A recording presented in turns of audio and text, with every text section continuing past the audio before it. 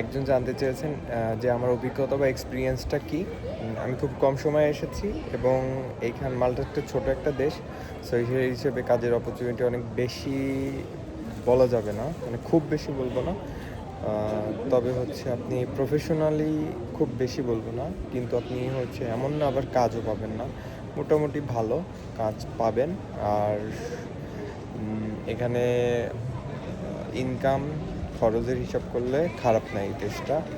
আর এখানে আপনার ক্রাইম নাই। সো ইটালি, ফ্রান্স বা স্পেনের মতো বা পর্তুগালের মতো এরকম কোনো ভয় নাই যে আপনার হচ্ছে কোনো কিছু হারানোর বা হচ্ছে এরকম আপনি হ্যারাসমেন্টের শিকার হবেন, এরকম কিছুই নাই। তবে কথা হচ্ছে যে দেশ হিসেবে ছোট দেশ, ইনকাম কম, ওইভাবে ম্যানেজ করতে হবে আর কি আপনাকে। খুব বেশি টাকা খরচ করে আসলে আপনি ডিপ্রেস থাকবেন যে আমি অনেক টাকা খরচ করে আসছি, উঠাবো কীভাবে।